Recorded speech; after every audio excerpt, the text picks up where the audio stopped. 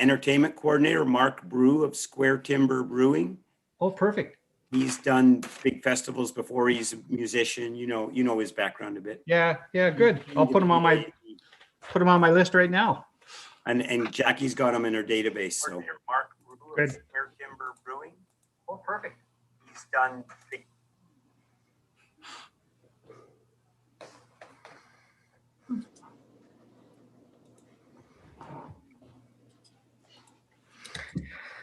Okay, Mayor Edie, it's 7 o'clock. We are now live streaming, so I'll turn the meeting over to you. Okay. Well, good evening, everyone. Good evening. Ask for the calling of the roll, please. Thank you. Mayor Edie, Present. Reeve Eamon, Present. Councillor Koulis, Present. Councillor Evans, Present. Councillor Hines, Present. Councillor Jamison, Present. Councillor Sydney. Present. We have a quorum, Mayor Edie. Okay, thank you. A declaration of pecuniary interest and the general nature thereof. Okay.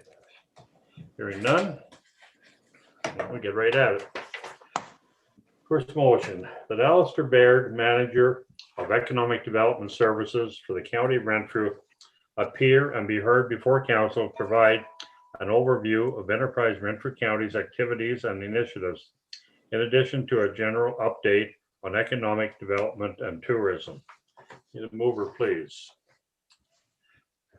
Councillor Sidney, second by Councillor Jamison. Alistair to give us a report. Thanks, Mayor Edie and Council. Good evening, and of course, as usual, Colleen Sadler, our Enterprise Renfrew County business consultant, is going to join me and is here. So pleased to see you all, and this way this year, and hopefully for only this year. So we've got our ERC report, and we've got about 4 or 5 slides to show you. But again, the idea of a quick overview of what's going on in the county in tourism and overall economic development.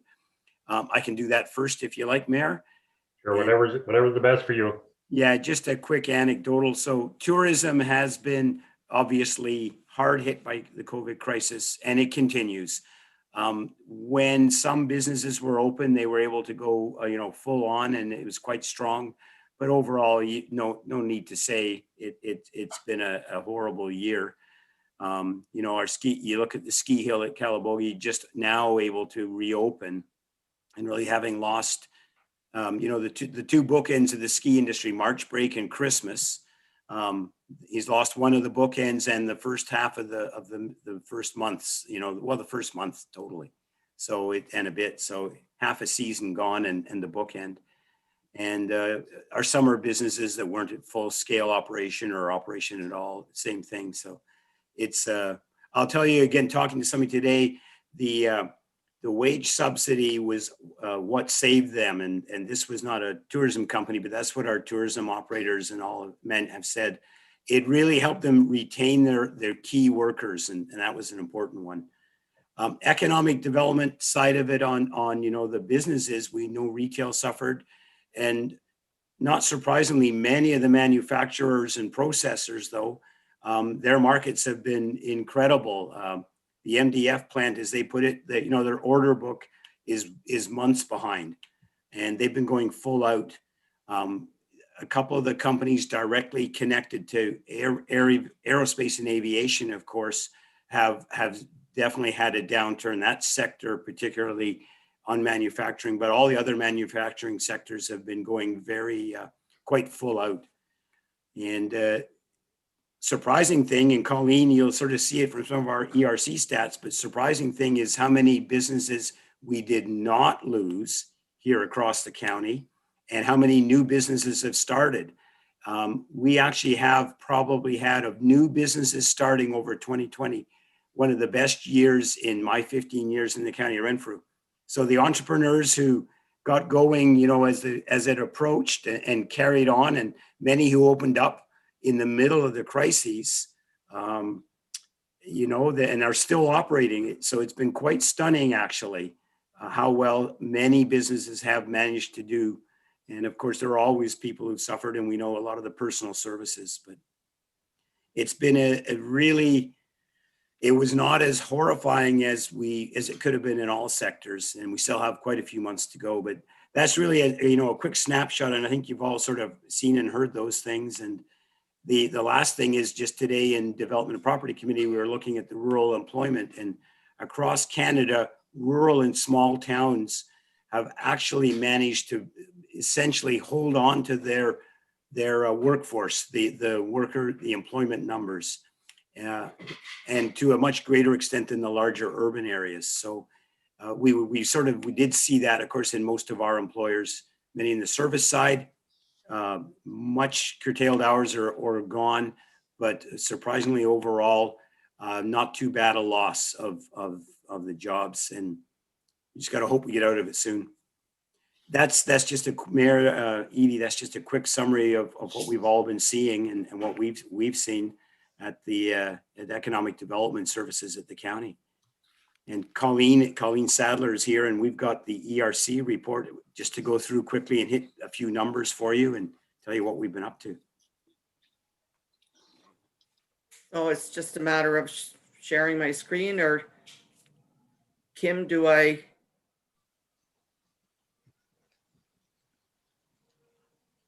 Green box at the just hit bottom this? center.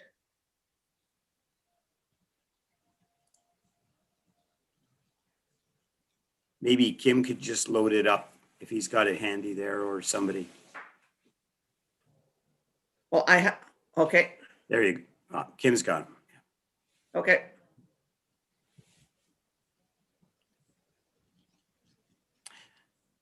So we've introduced ourselves. Of course, that's what we were going to do in this slide, in Enterprise Renfrew County, and Colleen. Okay, I'll take it from here. Thanks, Alistair. So our core services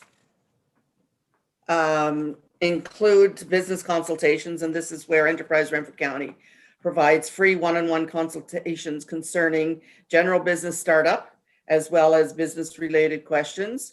And it also includes help with business plans, as well as research to help the entrepreneurs with their research. Our Starter Company Plus program is an entrepreneurship program for individuals that are 18 years and older and wish to either start a business, expand an existing business, or purchase a business.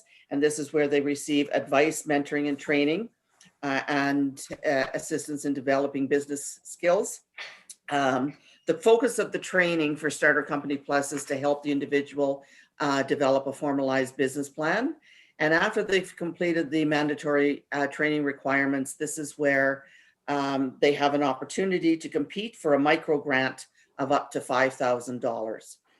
Our Summer Company program is a program that provides students that are between the ages of 15 and 29 who are currently in school and going back to school in the fall to start their own business.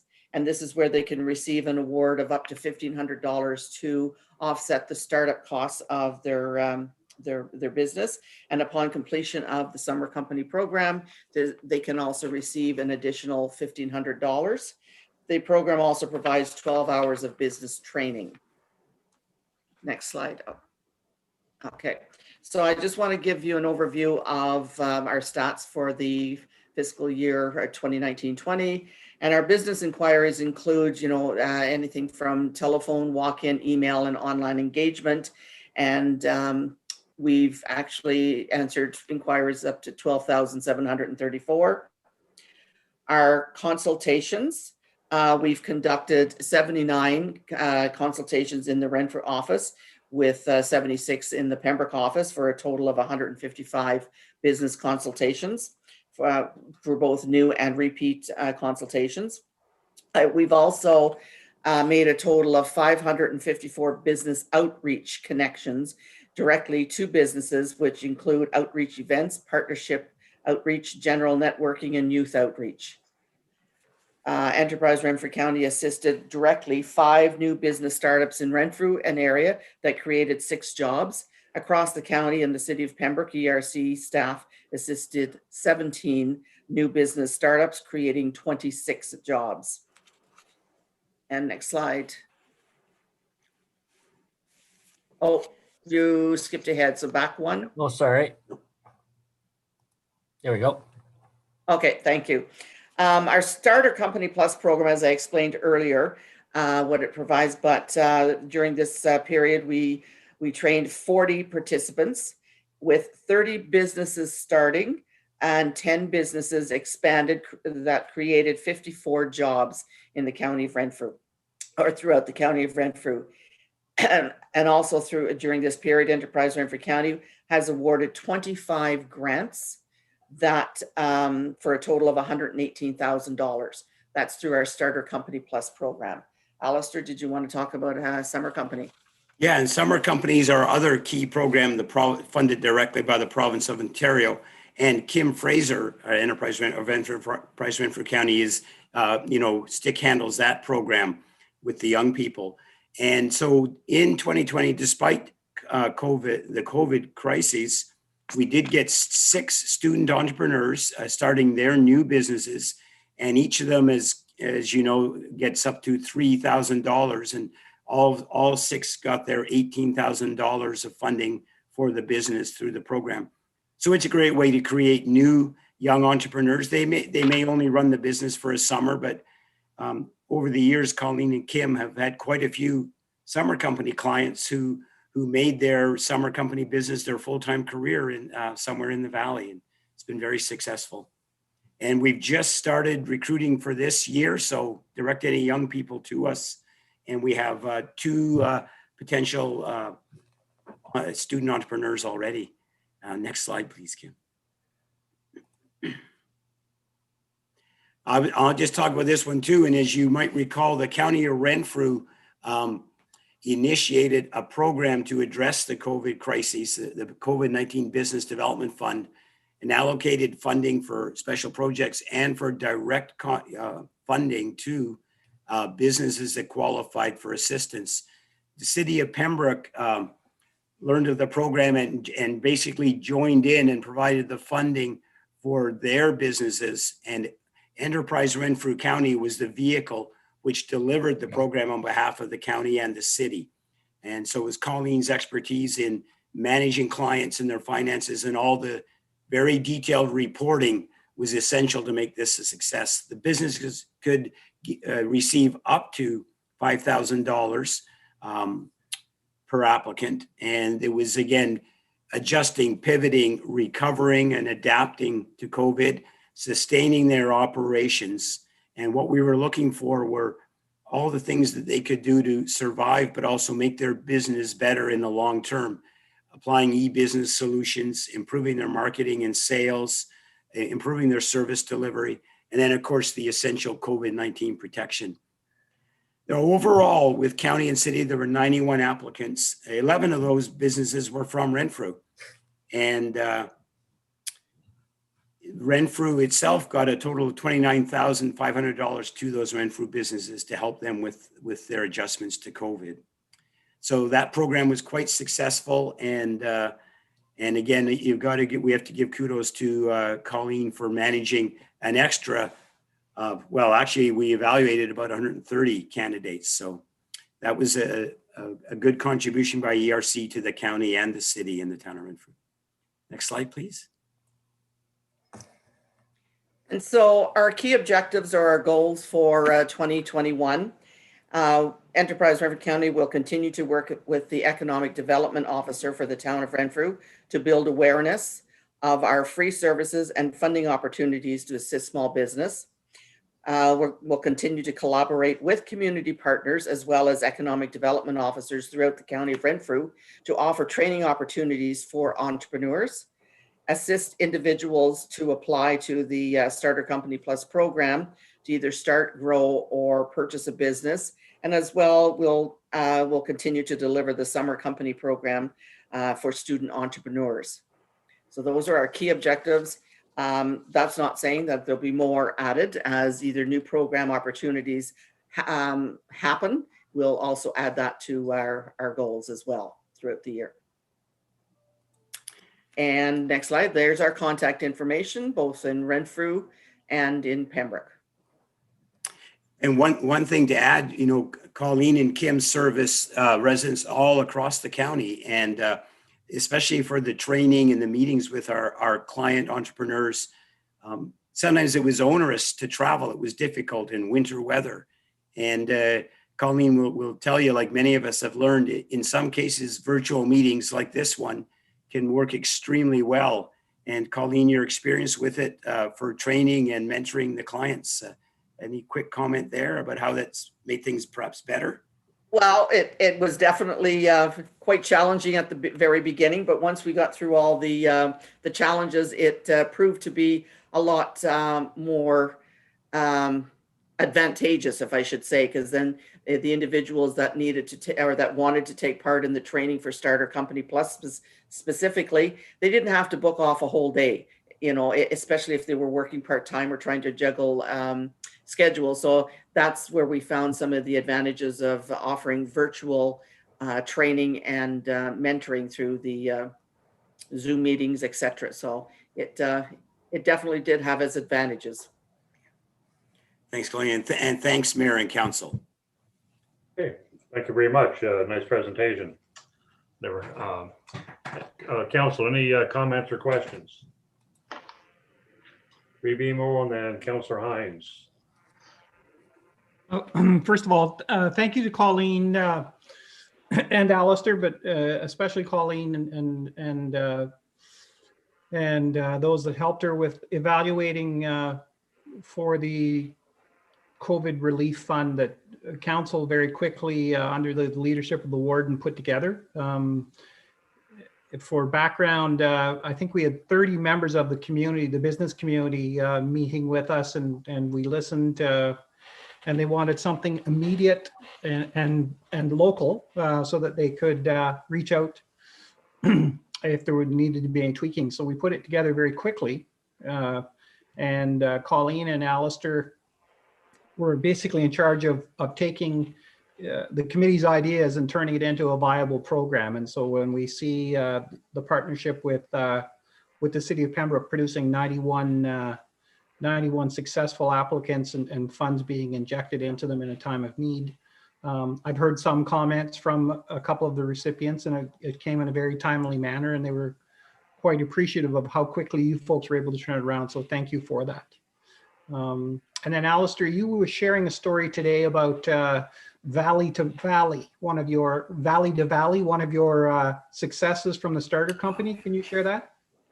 Sure. Yeah. So one of Colleen's clients, and over the years there are hundreds of them, Colleen, that have actually gone into business in one form or another. Valley Eats, we've all heard of them, and they are now extended all the way down to the St. Lawrence Valley as they've grown their service leaps and bounds. So Valley Eats was one of Colleen's early clients in Starter Company, and went through the program and came out, and with a bit of funding help, and now really quite the player in the food, I guess you call it food distribution network across Eastern Ontario. Great success for Colleen. Nice. Councillor Hines. Yeah, I just want to say thank you very much, Alistair and Colleen, for sure. It's great to hear some good news for small businesses, and that in Renfrew County they have been able to survive. And I just want to say thanks to you folks for providing that opportunity, and it's good to know.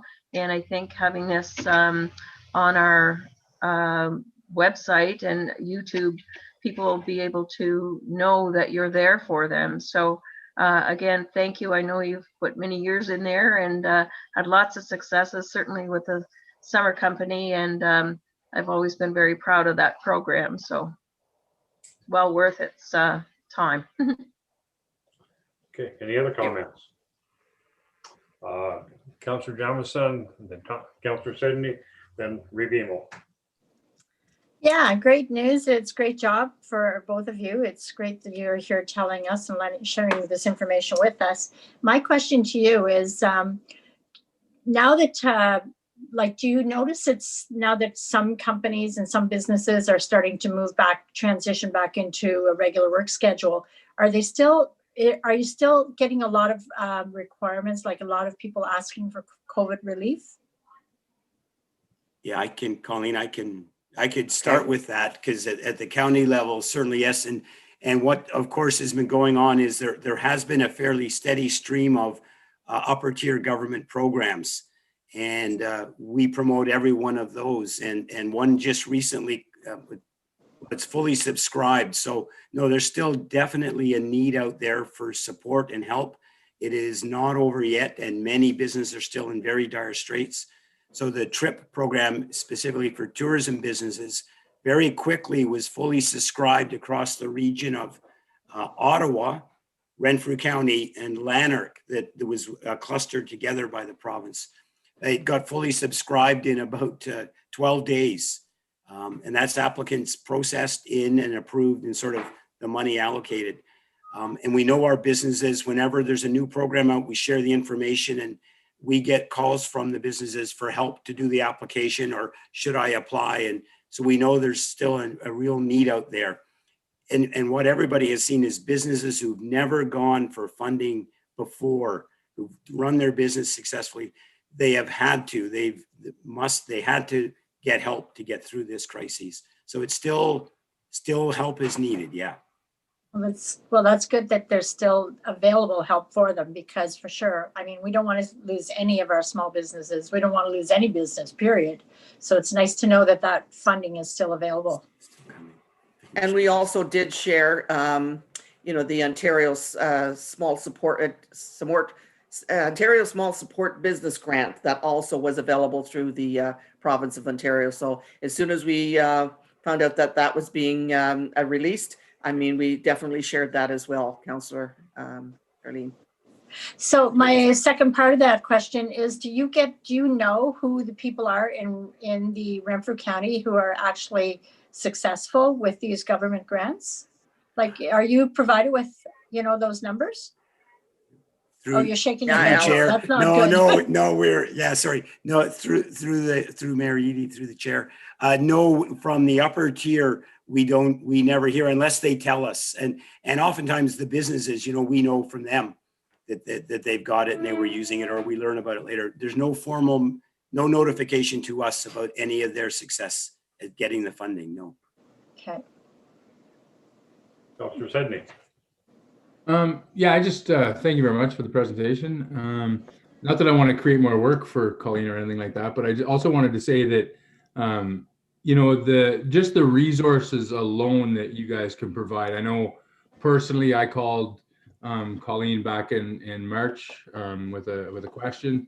And anybody that's looking at business questions or looking at going into business or any of that stuff, I fired off an email to Colleen. She gave me an answer within, I think, less than a day. So it's very encouraging to know that, there might be a lot of people sitting out there thinking, oh, maybe should I try this? Do I take that leap of faith? How do I do it? What do I do? And, one quick email or phone call and a lot of questions get answered. And I think it's something that I don't want to say maybe isn't utilized enough. Again, maybe it's utilized too much, but I don't want to create more work. But just knowing that you guys are there to field questions and point in the right direction and stuff like that is a great asset to the town and to the county as well. So I just want to thank you for that and highlight the fact that how quick and professional, the questions that you get asked or answered. So. Okay. Rebimo. Thank you. Just a quick question, two quick questions actually. Starter company and summer company. Is there a way we can help you with that? I think we've committed to using our social media platforms in the last couple go rounds, but is there anything new that we should consider and have staff consider to assist you with those? Alistair, or do you want me to answer that? I'll let you go first. Okay. No, just continue to, if you come across any entrepreneurs that could use the assistance of the programs, definitely direct them our way. Continue to, to promote it through your social media channels. Any entrepreneurs, and I know, Peter, you have referred some to me because I've already met with them and directed them to the program. I recommend that they apply to these programs, but that's not always saying that they're going to, but definitely just continue sending the referrals our way, and we can direct them to the best avenues that they need to meet. Yeah, I'll just chime in on that if I may. Any direct reference anytime is always welcome. And I think Peter would recall, and Mayor Eadie would from County Council, once Summer Company gets launched, I every month, and part of my report is, if you know a young person, a neighbor, a nephew, a grandkid, and they're not quite sure what they're going to do for a summer job, have them check out Summer Company. It can be a really great way to make some money and build a business, build a little business. Like it's quite stunning. So it's references on referrals, always great. And if I might, Your Worship, one last question. RC 100, is that coming back this year, Andrew or Alistair? Sorry. Yeah, no. So that program of our friends at Community Futures Development Corporation, at this point, no. I know that in the fall they were planning to bring it back. It's a very exciting program, but I think that the continuation of the COVID pandemic, they just put it on hold again for this year at this point.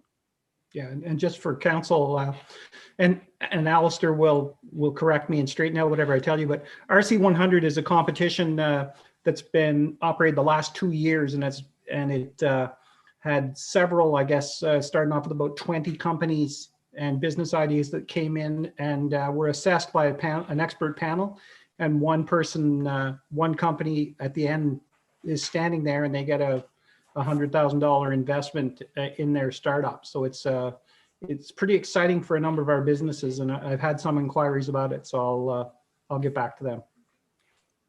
Great, thank you. Anything else from council?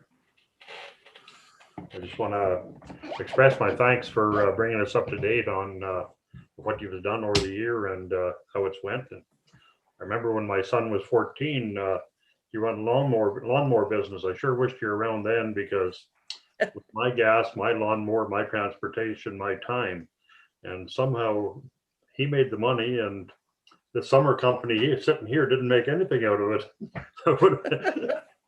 But I did have the experience of using a student that was involved in Summer Company a number of years ago, and he was in the lawn care business, and nice young man, and I'm sure he's done very well for himself. He had it right in place, exactly what he wanted to do and where he wanted to go. And even if they don't carry on a business, it's a great learning experience for future years for them. So anyway, again, if you have any last remarks, please go ahead. And if not, thank you very much again. Thanks, Mayor and Council. Thank you. Okay. Good night. Okay. All in favor of the motion? Carried. Okay, next motion. The Renfrew Town Council authorize a financial contribution of $1,000 to Enterprise Renfrew County for the 2021 operating year. Over, please. Councillor Hines, second by Councillor Jamison. Any questions or comments? All in favor? Carried. Okay, that the minutes of the regular council meeting held electronically on January 26, 2021 be adopted as printed. Questions or comments, please? I'm sorry, mover, please. Councillor Sidney, seconded by Councillor Hines. Okay, questions or comments?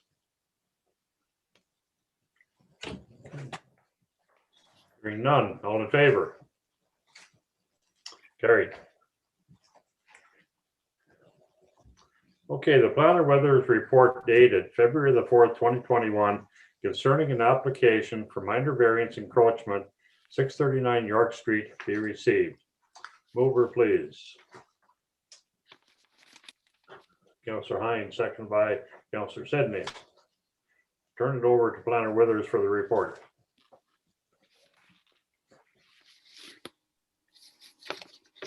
Thank you. Excuse me. Thank you, Mayor Eadie, members of council, and good evening.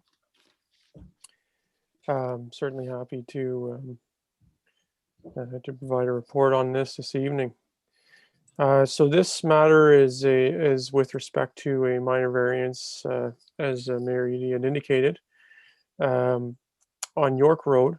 This would be the last house on the left if you're driving down towards the dead end heading east. Would be the last house there on your left. So and I think you can see figure 1, the key map identifying the subject property. This property is actually the one of 2 lots that was created a few years back. The vacant portion fronts on Raglan Street South, and the subject property as the retains the existing dwelling. There's if you were to drive down there, you'd note that the house is quite close to the road, and there's actually a couple of sheds on that encroach on the road allowance. And so one of the conditions, and maybe just draw council's attention to Schedule A of the draft bylaw 9-2021. And Schedule A shows the 2 sheds and the dwelling. And Mayor Eady, do you think it'd be a good idea to put it up on the screen, or? If you wish to, yes. Okay.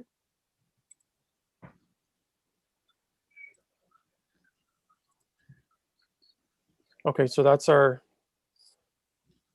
existing situation here. And actually pretty interesting. The applicant is an architect by trade, did all these by hand. Just a little tidbit there. You don't see them too often. So at any rate, this line right here is the property line. And you can see the existing carport, a portion of the existing dwelling, and 2 sheds encroach on the road allowance. So the applicant is proposing to do this. They went to the Committee of Adjustment last meeting and was approved. It as a condition that we've asked them to enter, or rather, I guess, they're not entering into an agreement with the way we traditionally deal with these, as we pass a bylaw authorizing the encroachment to continue, because the municipal act does permit dwellings or structures that inadvertently encroach on a road allowance or inadvertently constructed on a road allowance to continue to exist at the pleasure of council. So this is what's being proposed here. So the encroachment's being reduced, but you'll note that a portion of the dwelling still does front, or sort of still does encroach on the York Street road allowance. So I think a nice improvement to the property. I don't have any concerns. I think it's appropriate for the property. I think it improves the existing situation. The bylaw would acknowledge the existing encroachment, again, as is permitted by the Municipal Act. And ideally, and all indications are that the applicant is going to proceed with this redevelopment as soon as possible, and certainly improve the existing situation. So I think those are my comments. I'd be happy to answer any questions council might have at this time. Thank you. If you could take the screen share down, I'd appreciate it. Okay, any questions? Councillor Hines. Just one point, and I'm not sure if you said it or I just missed it. The applicant has agreed to take down the shed that is fully on the town property, right? Through you, Mayor Eady, to Councillor Hines. That's correct. Yeah. So the 2 sheds are proposed to be removed, replaced, and the carport relocated to a different spot on the property. But yes, that would be correct. Thank you. Yeah, so there's just a slight encroachment in regard to the house that's already there onto the municipal property. Okay. Any other questions? Rebimo. Thank you, Your Worship. Through you to Planner Withers. If I read the diagram correctly, the garage, the new garage ends up being, is it 0.9 of a meter from the property line?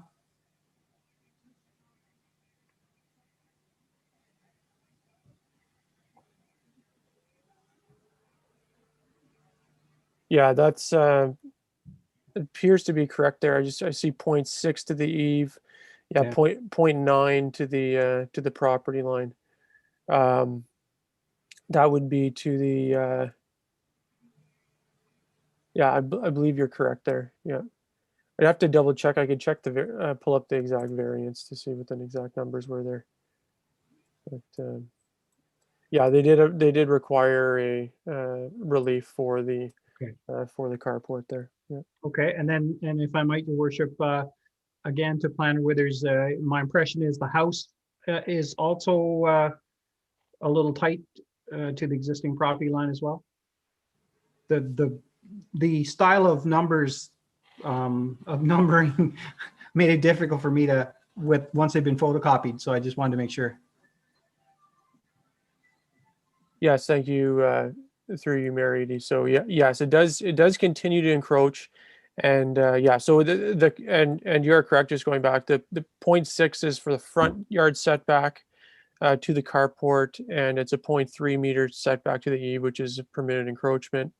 And then it's a 0.9 meter interior side yard setback with a 0.6 meter eve, again, permitted encroachment. So, and yes, the existing dwelling continues to encroach. Okay. On And the all of that will be captured in the bylaws, so that it ends up being an accurate property description.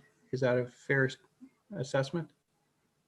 Through you, Mary, these schedules form part of the bylaw. Okay. So they are, yeah, they are reflected in it. Good, thank you. Any other questions or comments? Okay, hearing none. All in favor? Carried. Thank you. Okay, the bylaw 9-2021 being a bylaw to permit the encroachment of a dwelling onto the York Street road allowance in relation to the property located at 639 York Street, Lot 6, Plan 48, Part 2, RP 49R-19318. Town of Renfrew be read a first time and deemed to have been read a second time. Mover, please. Councillor Hines, second by Revimo. Again, any questions or comments? Hearing none. All in favor? Carried.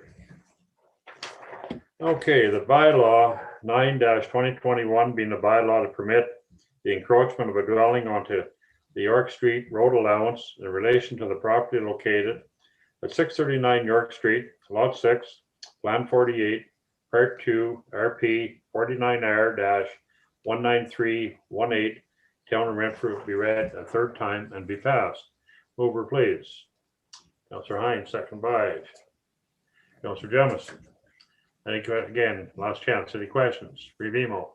Yes, I'm glad to see this. I know that sometimes unintended consequences over the years in planning occur, and I like the answers that I had from Planner Withers, and that the schedule will attach itself to this bylaw. So I think that first of all tidies it up, and then secondly puts in the record the existing condition, and I think I wouldn't say cleans up a situation, but it certainly makes it clear for the future. So I'm always glad when we see something like this. Again, I know the house very well, and basically it'll because it was an older home, things got a little bit built beside it, and this is going to really make it. It's going to enhance the property, and the property value is right around there for sure. It's a good move in the right direction. Anyway, all in favor? Carried. Okay, that the minutes of the Administration, Economic Development and Tourism Committee meeting held January the 7th be received. Over, please. Councillor Jamison, second by Revimo. Turn it over to Councillor Jamison for the report. Okay, so this was our meeting on January 7th, and I'll just take you right down to item number 8.1. It's the accessibility update. So the Deputy Clerk Sharp Cavee, she's been working on this to make sure that our website is all the content, even the PDFs are accessible. That came into effect January 1, 2021. So she's busy doing that. And of course, there will be an additional cost that we'll have to absorb because of that. So that will be reflected in the 2021 budget. And then we started working on, just planning out our advertising for 2021 and looking at what we did last year, what worked, what hasn't. So, and we've got a couple of options for that between the military magazine and the Ottawa Business Journal. And then now that with our digital signs as well, we're, looking at expanding how we can utilize that to really pump up our advertising. Then EDO McEwen, she's been working hard on the digital literacy training and for local businesses that the economic development is sponsoring, I guess you would say.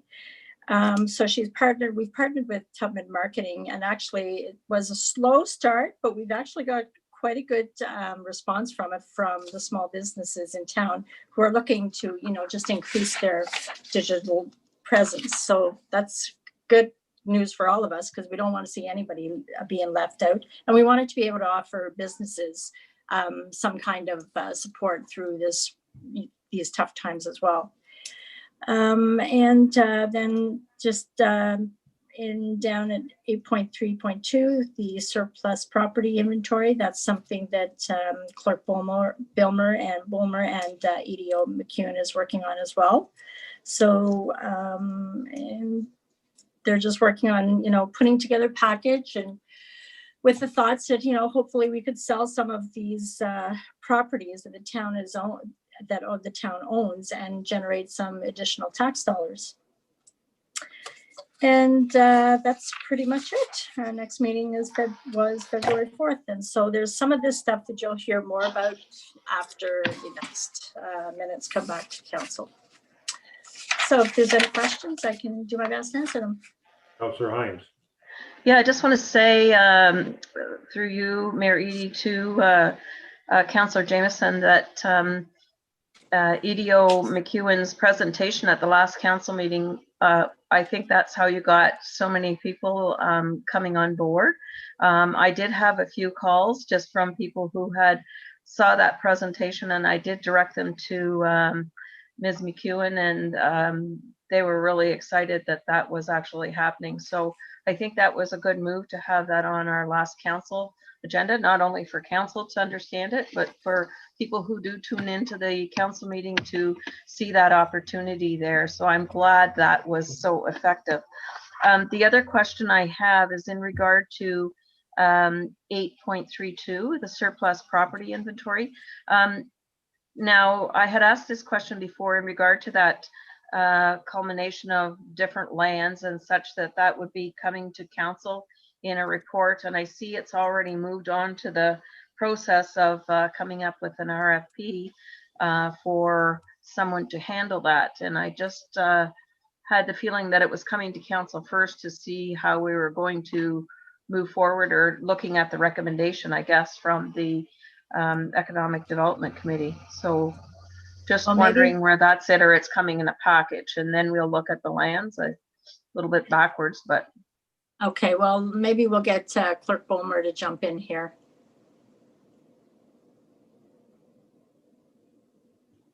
Yeah, so certainly nothing's changed, nothing's jumping ahead or moving ahead without coming to council. The reference to RFP is a little bit misstated, and basically we're just looking at some options, just doing a little bit of homework around how we might market them.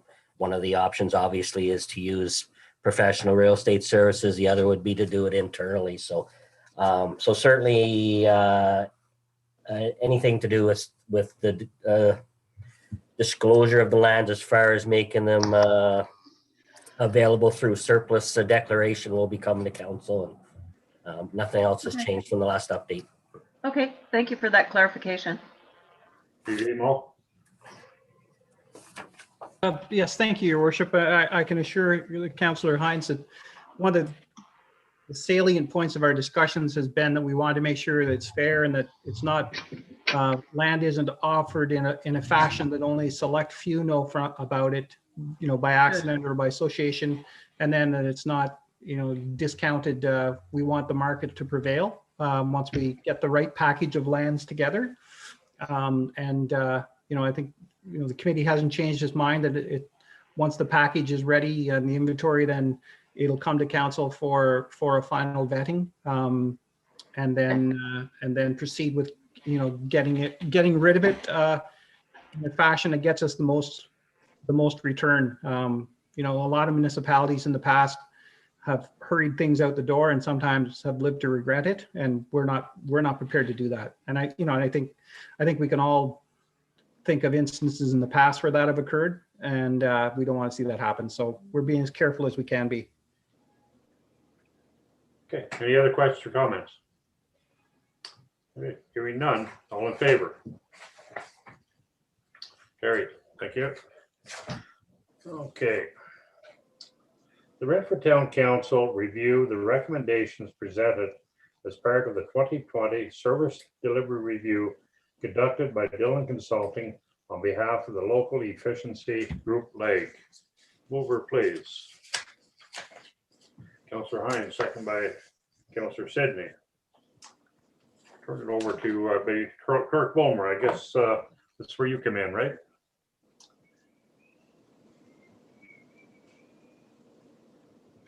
Yes, thank you, Mayor Eady. And just before I do a screen share of the presentation, I'll just recap quickly. As council will recall, the LAIG group received their final report in the late fall of 2020. It was a report that was done through consulting services of Dillon Consulting, with Performance Concepts being their partner. So council had received the full final report presented by Dillon again in December, and passed a motion asking the senior management team to review and to bring back to council the recommendations again for council's consideration and input. So the senior management team did have an opportunity just recently to run through the recommendations. I think there's around 35 to 40 recommendations, and make just quick notes on them. What we propose to do tonight is just run through those recommendations with council to see if there's any comments or any direction that council wants to give Mayor Eady and the senior management team in their continued discussions with the other partnering municipalities. We are planning a meeting this Friday. It's the first meeting since the final report came out. It'll be an introductory meeting where the group will sit down and work through the recommendations and try to come up with some sort of plan to put some action to those recommendations. So I will screen share now. Thanks to one of our colleagues out of the LAIG group, they've put the recommendations into a nice, a little more condensed package that's a little easier to deal with. And I will also look to my my department head colleagues to jump in if there's questions of clarity in their respective areas of responsibility. So just bear with me for a moment.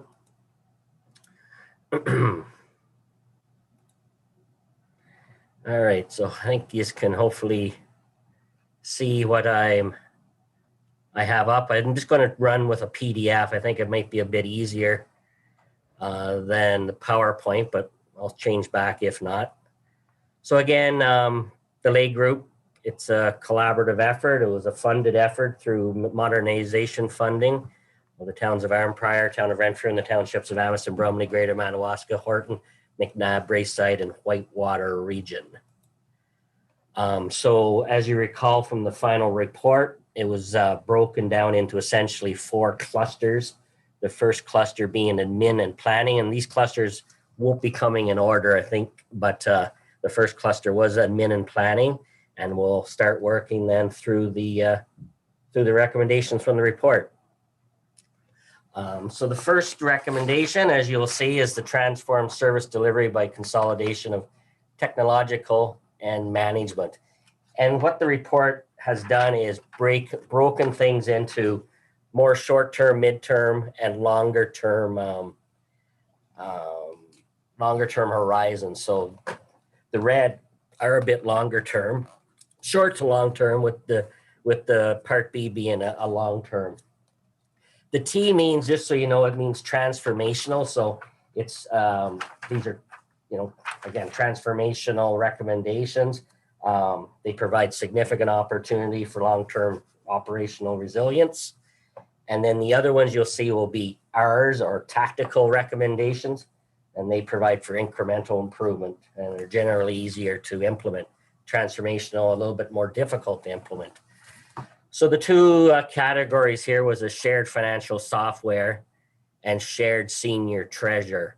The SMT comment you'll see on each of the slides, we've just highlighted in yellow, is that the town recommend that we be part of any future LEG discussions on this topic.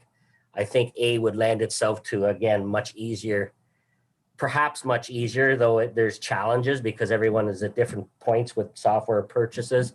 And of course, shared senior treasure would be certainly transformational, because there'd have to be certainly a consensus among all, or at least several participating municipalities to move towards that. So I think if we're at the table for discussions, that's our comment.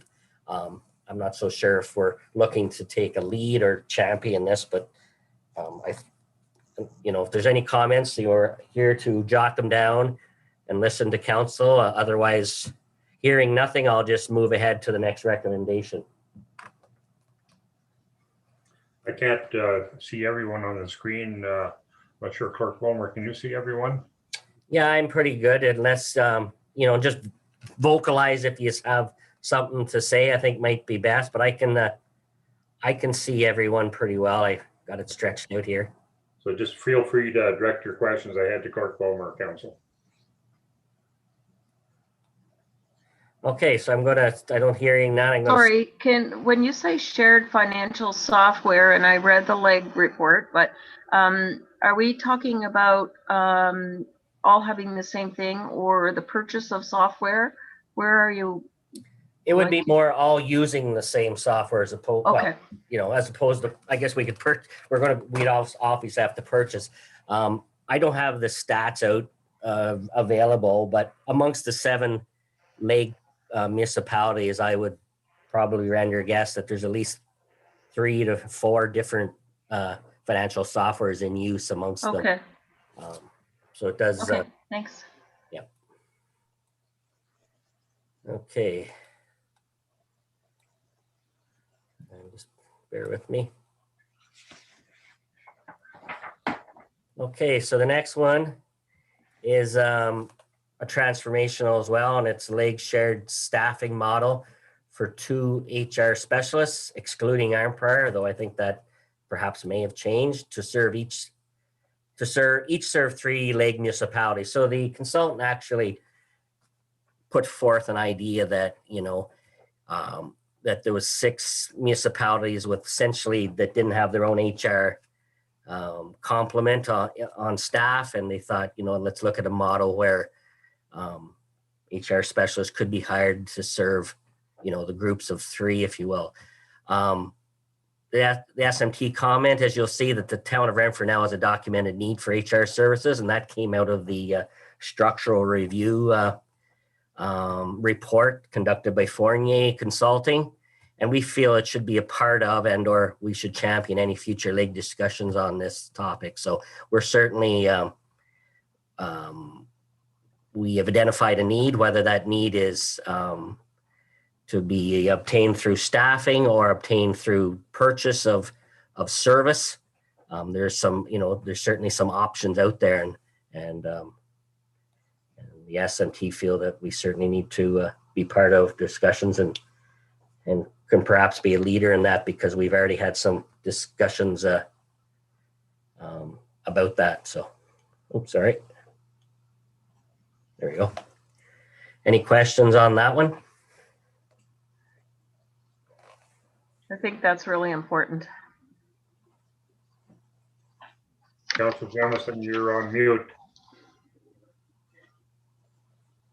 Sorry, when we talk about an HR specialist and sharing, like keeping in mind that the HR person, that position, they deal with a lot of confidentiality.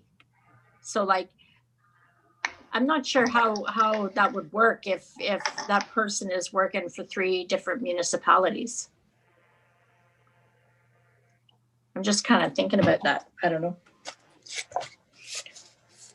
Yeah, it's certainly, something I'll jot down. It's something that I know would have to be worked through. And as an HR professional, that's certainly a large or major part of their job is working in a confidential environment. So, and how that might work. And again, it's,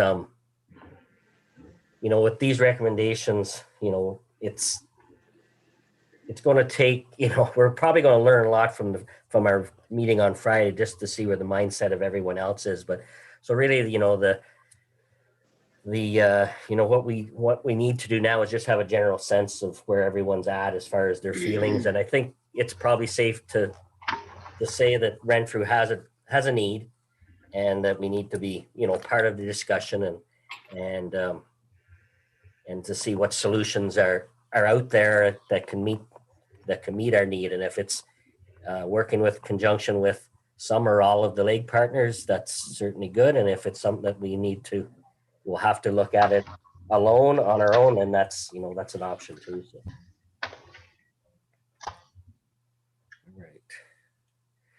All right, so now we're into an R, which I explained earlier was a tactical recommendation, or sometimes it can be a bit easier. And you'll see that the date is in a green, which is more of a short-term to mid-term coloring. And this was jointly retain expert advice in property tax assessment-based management to reduce the number of tax appeals.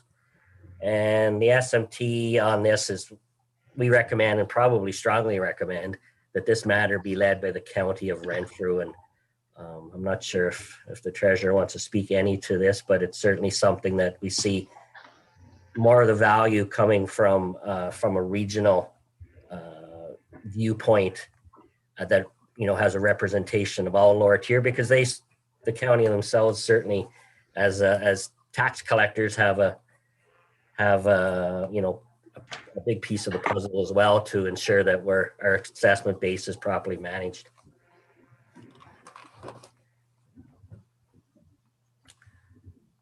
Is there any questions or comments on that? Okay, I'll use the mayor's term, hearing none.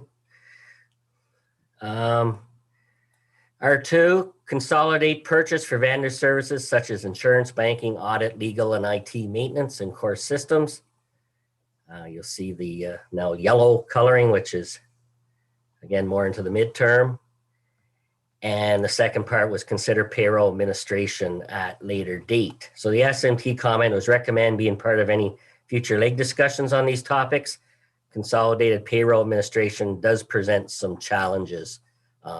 So the consolidated purchase for vendor services, that was probably one of the first things that came out of our lake discussions, and it becomes a kind of a natural where everyone has to have insurance. We all go out for banking, audit, legal services, IT services. So there's certainly a makes natural sense that we consolidate some of those, and we've all inputted through the consulting part of the process, our key dates as far as not deadlines, but when our agreements terminate and final. So we may probably get into some discussions on how we may go out for some joint tenders for services. So I think that's a fairly easy win, if you will. Some of them may or may not work, but payroll administration, again, we think it's will present some challenges, but certainly want to be part of any discussion on it. All right.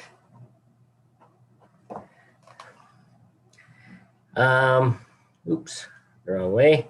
R3, it's consider wide application across leg of a customer relationship management system.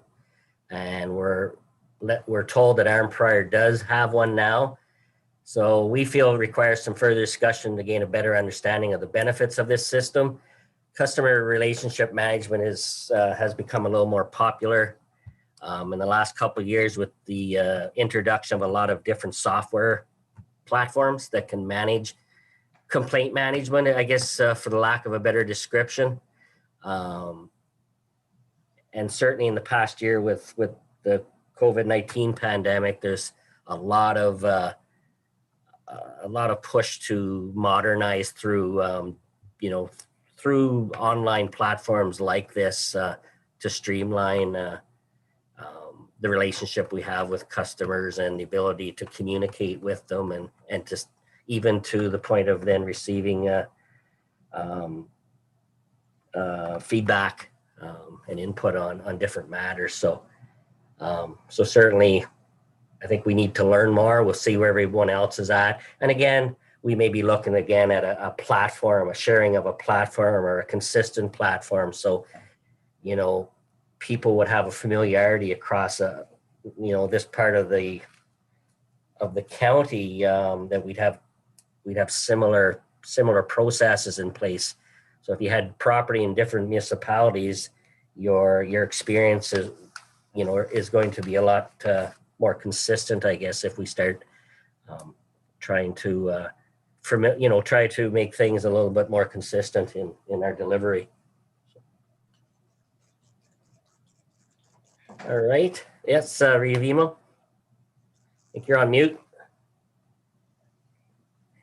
With this one, you might, and the leg might take a look at a proposal that's being developed by the building officials, the chief building officials of Ontario. They've made a presentation to AMO and Roma recently where they are looking at what they're calling a one permit system. And so they're in the process of working through some of the details. It's not floor ready yet, but it might be something that your group wants to take a look at and maybe piggyback on it and save some research. Okay, great. I jotted that down, and we'll do a little more investigation on that and have that made in or added to our notes. So R4, it's a little bit more to it here. Establish a 417 growth preparedness working group to develop and execute a business plan. Secure delegated authority from county for subdivision approvals. Building inspector capacity and complex building inspector capacity. The building inspector capacity items being more of a short term, where the planning related or growth related items becoming a little more mid to long term. So the SMT feel the 417 group and subdivision approval matters require further engagement with the county. I know planning is something that's probably a bit of maybe more of a hot topic right now, and I think things need to be, certainly discussed. I think the county has probably a really good handle, and I've led the 417 initiative as far as the highway expansion. So as far as municipalities' ability to have authority over their own approvals, I think that's going to require, and I think it's a bigger item that, the group's going to have to work with the county on. As far as the building inspector capacity, the town has commenced the inspection services, as you're well aware, at our last council meeting with Greater Madawaska. And certainly we're interested in expanding on this success with other Lake municipalities. So building inspection services was certainly something that was highlighted as something that was important to all municipalities, and finding a way that we can better work together and share that service, or have certainly some redundancies available to ourselves. So is there anything on that?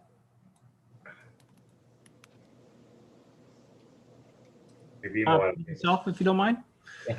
And again, with the delegated authority from the county, right now, if you get in touch with Craig Kelly, the director of planning, the company that conducted the efficiency study for the county is taking a focused look at the planning function of the county of Renfrew right now, and it was triggered in part by Whitewater's request to have more control over their planning decisions.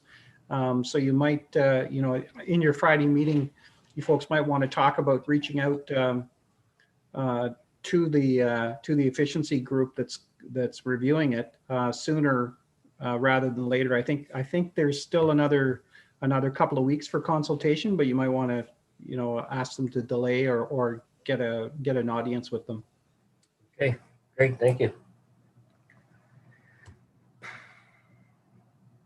Now we're moving into cluster C, and again, they're out of order a bit, but just this is how it flows, and this is Public Works. And it's one of the larger cluster areas, so we'll work through them quickly. First being transformational recommendation, and it's consolidate public works management across Lake municipalities. This was something that I don't think it so much came out of so much our discussions than maybe something that was pushed a little more as an observation from the consultant. A being a new position of Public Works Director with direct report to each Lake municipality, and the second being new water and wastewater coordinator. So you'll see the theme where the transformational recommendations are ones that directly impact upon staffing and looking at joint staffing, which are, you have the ability for a larger win, but it certainly takes a lot more, consensus building amongst the municipalities that are wanting to participate. So SMT comments, the benefits of that would be similar to amalgamation and not recommended to explore without participating council's consensus and direction. So again, it would take some considerable, efforts and a consensus on the individual councils or subset of those to move a transformational change like this ahead. It's, again, it has, like anything else, there's possibilities, and certainly Renfrew, like with all, I think, the recommendations, we certainly are willing to be at the table and to listen and participate. Is there anything on this one? All right. Now we're at the R10. It's the 10th tactical recommendations. Consider a target of reducing salt application by 15%. Implement through training, monitoring of computerized spreading equipment, and review of results. Continue joint purchasing of salt. So Director Asselin has reminded and has provided that we have joint purchasing in place for the next 5 years, which was reported to council. And that's with, I think, many or most of the Lake group. And we recommend being part of any future Lake discussions on the topic of efficient use of salt, which I think is important to all. And I think that's a kind of a one that we've found a win already, and we'll continue to work with our partners on exploring certainly more ways to efficiently apply salt, which is certainly the goal is to reduce application and reduce cost. Okay. Oops. All right, converting, this is a quick one, we'll go through quick. Converting rural roads with AADT of less than 200, that's a traffic count, to gravel roads at the end of lifespan, at least temporarily.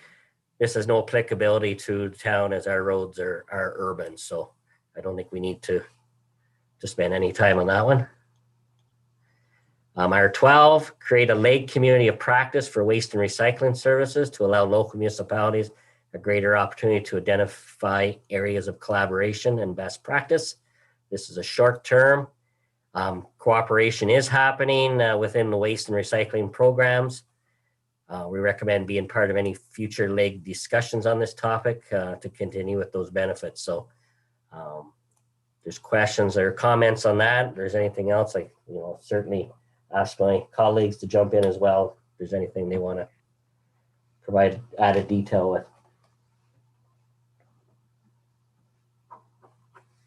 Okay. I think, Kim, the only thing I'd add there is with the transition happening in recycling, I think it's important that we continue to work with our partners to make sure that we have the same transition date and make sure that the local waste management companies like Amterra that have set up can get maximum benefit in being part of the area solution. So that's probably the greatest opportunity for us to work together in the recycling area coming up here. Thank you. All right, R14, jointly engage a consultant to complete a residential waste composition study to provide critical data in developing optimized waste management plans. Renfrew already has a completed composition study and will share data with our league partners. Not sure if there's anything else on that, but I think the overall theme of waste and recycling is that, you know, there's a lot of joint activity going on now, which will be certainly expanded upon as we continue talks with our neighbors. R15, League municipalities with wastewater treatment facilities should consider an alternate reuse options for biosolids to free up capacity at landfills. And again, we're certainly want to be part of the discussion on developing these strategies for the beneficial reuse of biosolids. So certainly we'll be an active participant in any discussions should some willingness exist to explore this area. Okay, R16, it's household hazardous waste opportunities to increase service delivery capacity, consider mobile service delivery and technological innovation to increase resident awareness and participation. So we currently have a household hazardous waste, obviously our depot is in place with partners. We recommend being certainly part of discussions, embracing any technical innovation changes, and certainly trying to continue to raise awareness and increase participation. I think it's a very well-used depot. How we can take that to a new level or expand, you know, or to work with our league partners is certainly something that we'll participate in. The only comment I have there is there's probably great opportunity to expand the time frame that materials are collected in household hazardous waste. So it seems to be we have a fairly short window in the spring to fall, but there's lots of people accumulating materials all the way through the year. So the expansion in participation might be a time element as well. Okay, great. All right. R17, recommend Lake municipalities identify preferred development standards and engage consultant to assist in creating a common development standards manual. Again, recommending being part of discussions. SMT comment is it could benefit if centralized engineering review were to be in place. I'm not sure, Mike, if you want to say something to that as well, but if you're going to have common standards, obviously centralized review would make that most beneficial. Yeah, and I think it happens over and over and over again where the greatest opportunities for efficiency are to provide almost amalgamation type administrative services amongst sort of like if you can erase the political boundaries and do administration and engineering and public works sort of irrespective of those boundaries. You could reduce the number or at least the different types of managers in the organization. So a lot of it is using the expertise to its maximum benefit, similar to like a CBO who has certification in complex buildings can make sure he's doing the majority of his work in the complex building area, where somebody who might be certified as a building inspector in Part 9 can do more residential building construction. So if you have a broader area, you're providing service, and different levels of managers and different levels of employees that have different skill sets, then you can use them to maximum benefit through the whole organization. So, you know, you could easily set up a body within our municipalities, a small engineering group who could do all the subdivision reviews, all the site plan reviews, a lot of like planning and construction project administration. But that very much requires that political will, and you almost have to kind of put away the turf protection that small municipalities seem to want to protect their interests. And you know, there would be a lot of work that would have to happen at the political level to be able to work together at that level. But certainly there are efficiencies in centralized services, but it's going to be very difficult to implement under the current structures. Thank you, Mike. Was there any questions council had in response? Or Reeve Emo, I see your hand up.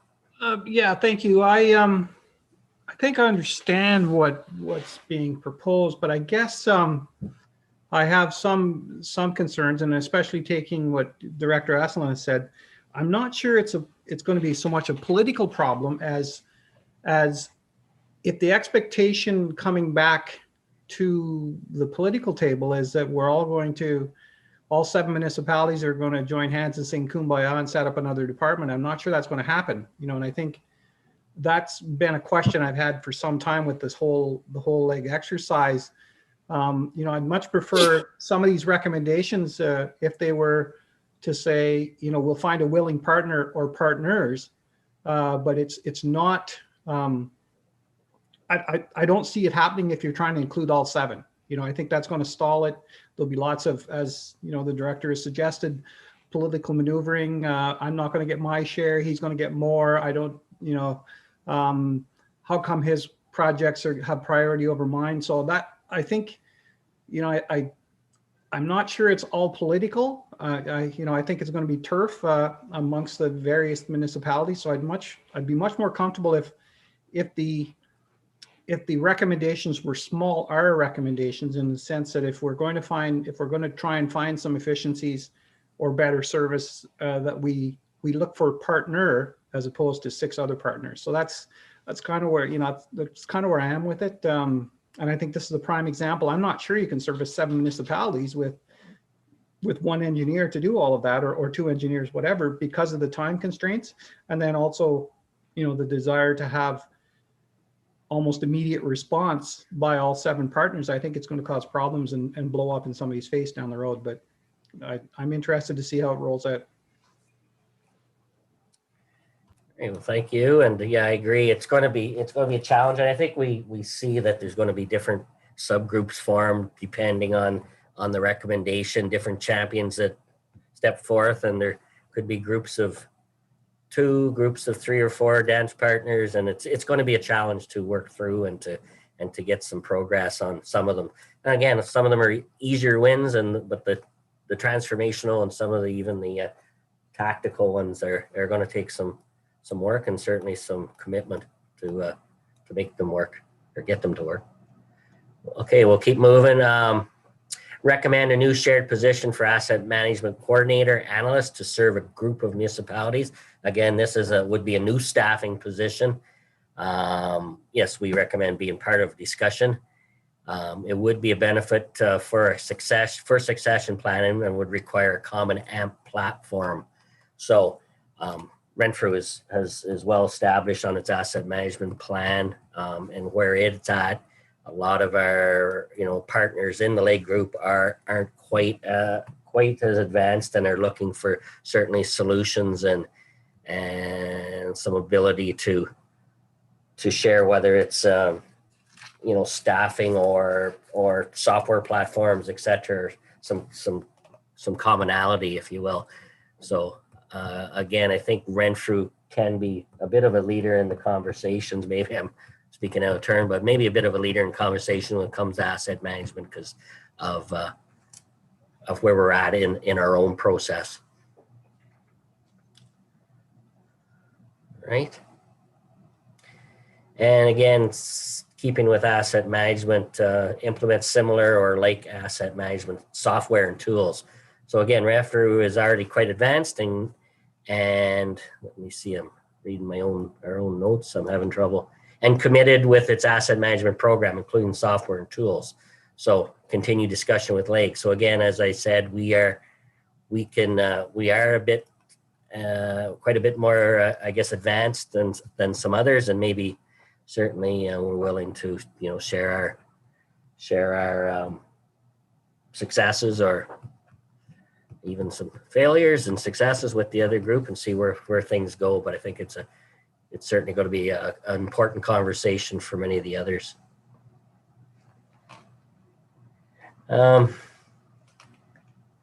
R20, reduce vehicle equipment life cycle expectancy to 10 years. So this is an interesting one.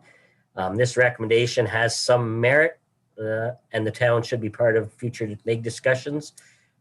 Reducing downtime and getting better service value at the end of life of vehicles. So I'm not sure if, again, colleagues have anything to input on this, but it's certainly fleet management, equipment management is certainly a concept that I think everyone does things differently, and there's certainly maybe some value in discussing this and coming up with some commonalities. But yeah, there seemed to be a train of thought that if a municipality kept their vehicle for a really long time and just kept it going, that they were being efficient. But it turns out that the latter part of the life, you're pouring a lot of mechanic time, a lot of parts into a vehicle, and the salvage value of that piece of equipment is nearly zero when you get rid of it.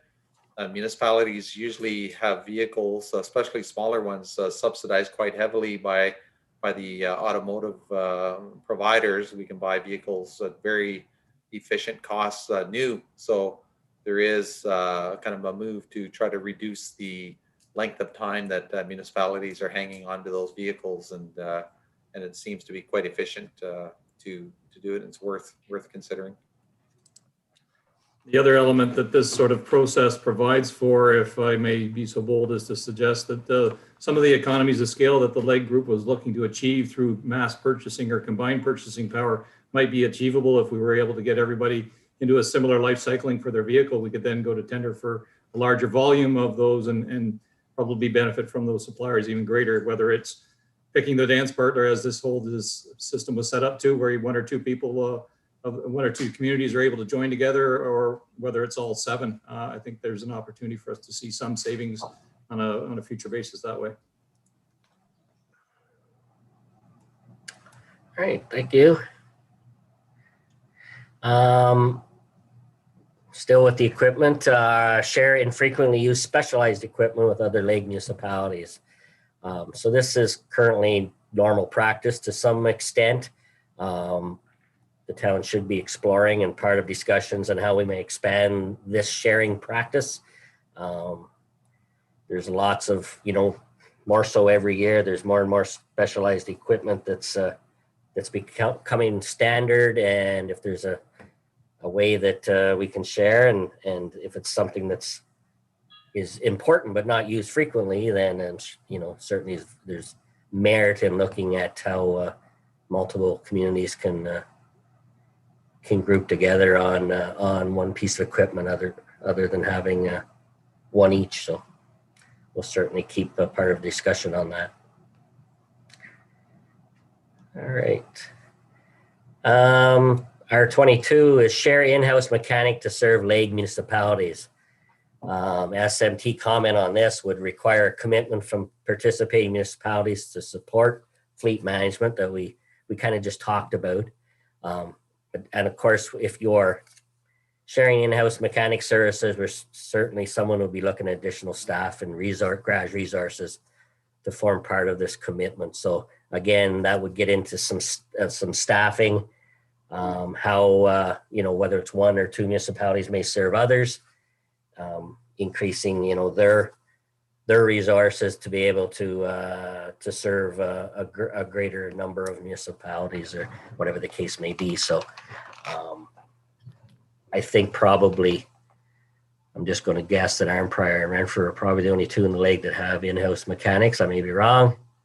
But certainly some that the town will, again, like all the other recommendations, participate in as far as what's possible with this recommendation. All right. Okay. I think Reeve Emo had a comment.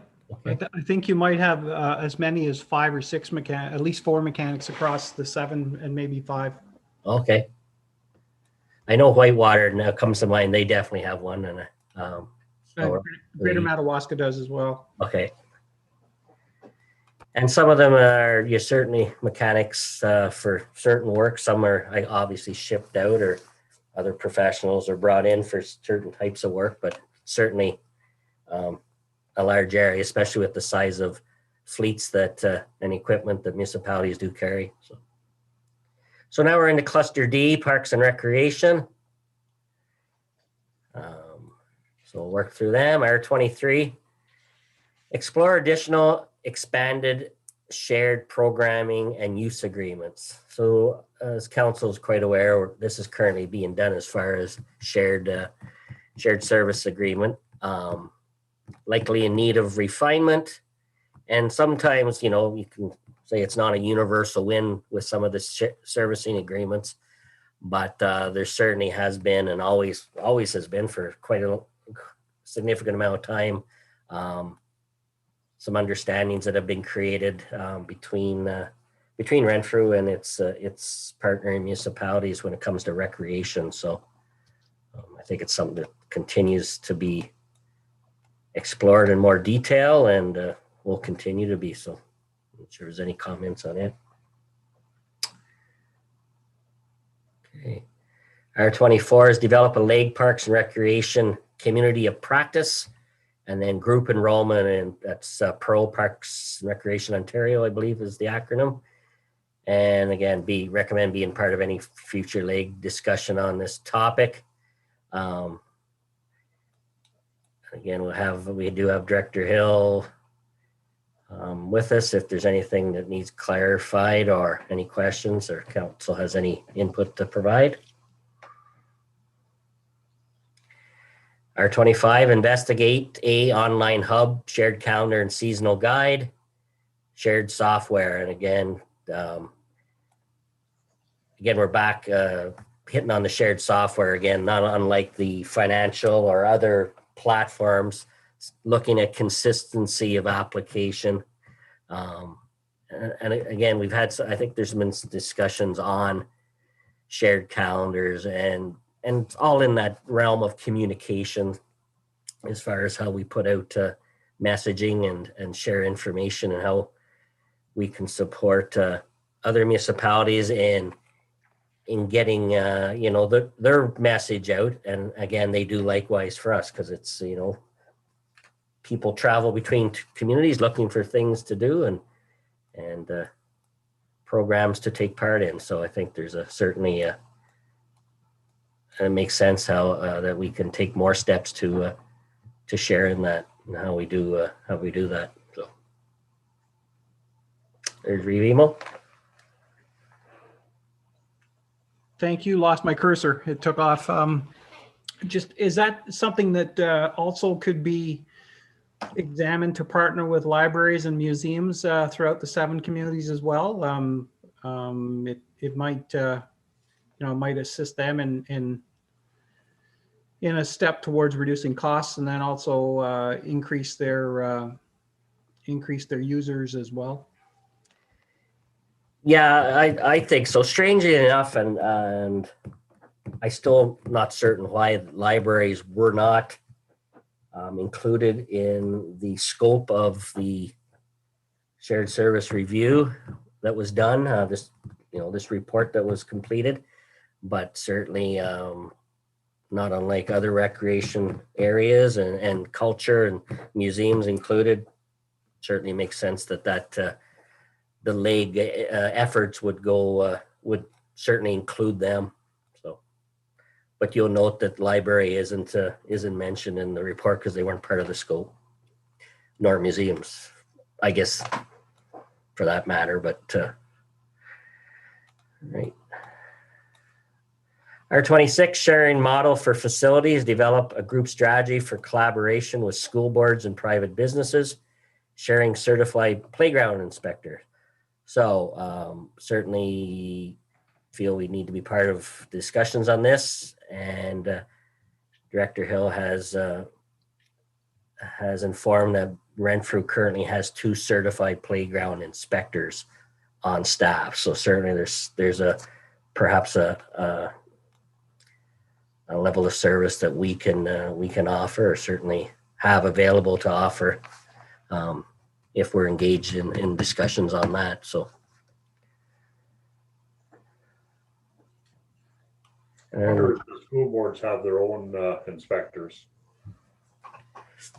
Yeah, and that's something I'm not aware of. Maybe Director Hill may know, but I'm assuming that they probably do at the board level, because I think they would have to inspect and meet legislation requirements like we do. So, and maybe it's a service we buy from them as well. So, Maybe it's a service we could sell them, actually, or sell them. in our own town, Yeah.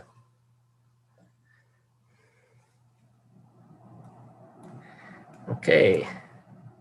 27, consider a coordinated effort to explore feasibility for future aquatics access across interested lake municipalities.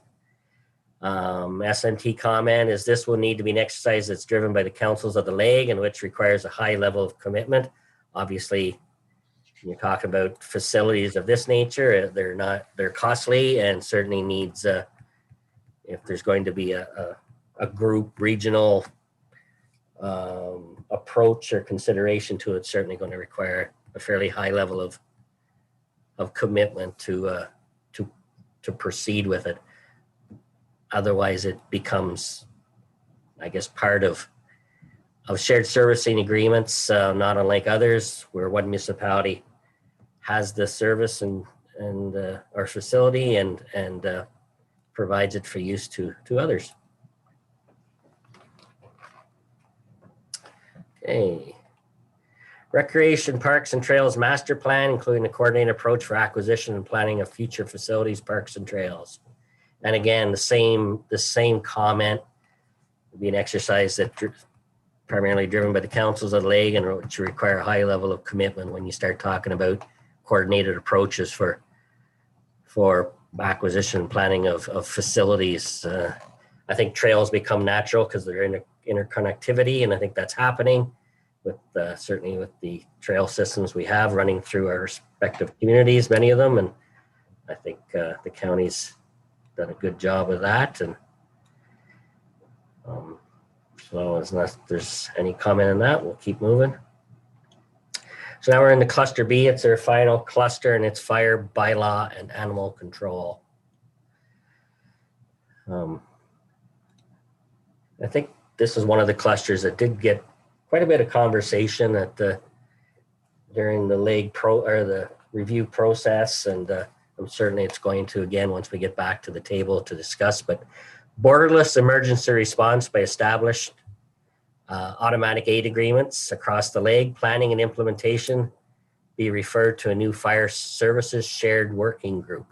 So I guess, looking at putting through an implementation strategy is to have a fire service working group. And I think you'll see some other working groups established as a way of trying to move things instead of, it becomes too big of a monster to try to take all these recommendations together, whether it's a recreation sub-working group or a public works or in this case, fire.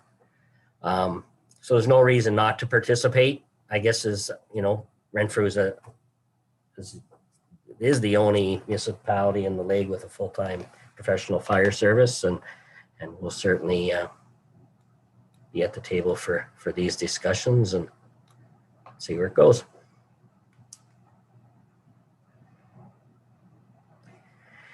R6, initiate a first line of defense, planning and budgeting, execute the work plan, and deliver KPI reporting at end of year. I may look to the fire chief to help expand on this if needed, because I'm not entirely sure where this recommendation suggests, but So my apologies, we just got a call here. I don't know whether I'm going to need to lead the meeting or not to take that call. First line of defense within the fire service is the prevention side of the fire service. So making sure that we have across partnering municipalities a appropriate level of first inspections and prevention programming, public education programming that are out there to ensure a level of safety for the community. And that would could be comprehensively established across all 7, or it could be with partners.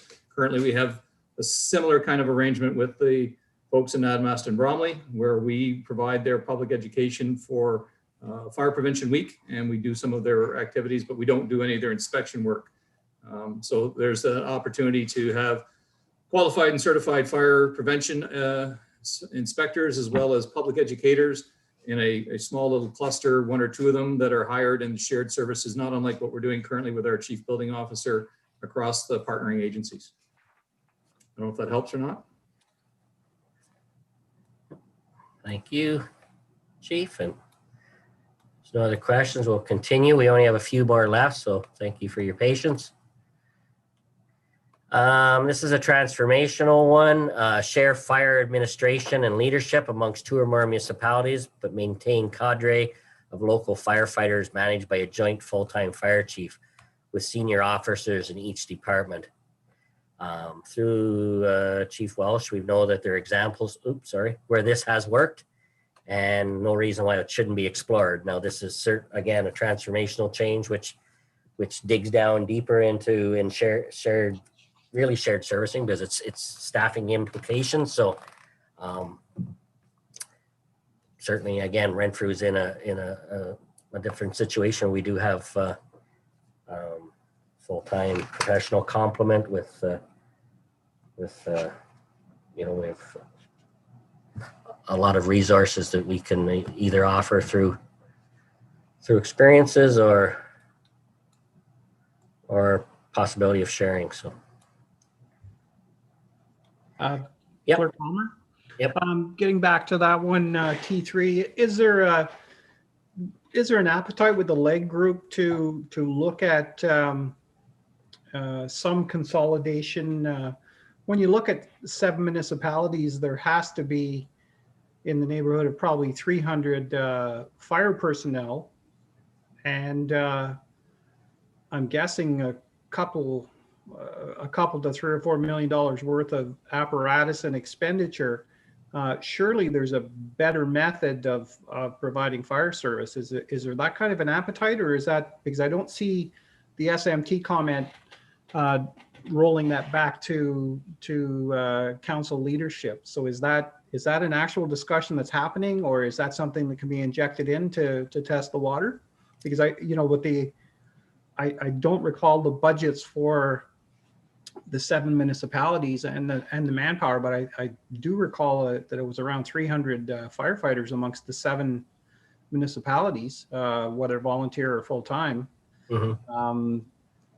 And so that I think has to be a pretty serious topic for discussion, I would think. Yeah, and I don't disagree. I think it should be. And I don't know the numbers as far as firefighters. I know there was 14 or 15 odd fire stations across the leg.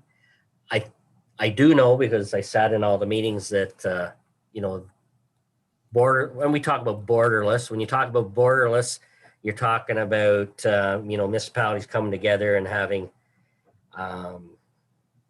significant changes to the way they're doing business today, and discussions on fire were really, I just used the word strained, and I didn't leave any of the meetings with any confidence that much was going to come of it, even though it lends itself to significant transformational change. And I see Chief Welsh joining. Maybe he can either tell me I'm wrong or agree with me on that. I can't speak to the political side of things. When the members of the fire services were involved in the conversations, there seemed to be an acknowledgement that this is the trend for the fire service, as represented by Central York for almost 20 years. The combination of the town of Aurora Fire Service and the town of Newmarket Fire Service, which now serves some 156,000 people over a 90 square kilometer range. And we also see current investigations by West Gwillimbury and Bradford and Innisfil, the two communities immediately to the north of Central York Fire Service, investigating the same opportunity for shared administration for those communities.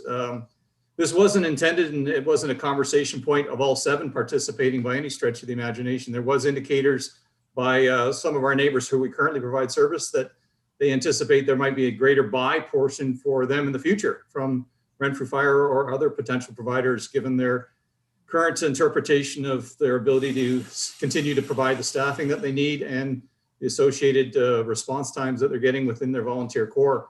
So this is not necessarily from a practitioner end of it, a out of mind or out of sight concept. This is something that can be achievable. It's just providing a level of support from a political perspective, getting past that demographic or that community identity that's established with the fire service, and seeing the continuation of that through the volunteer services within each one of the communities, but a slow building possibly on it more so than a grandiose rewriting of 7 different communities' approach to the fire service.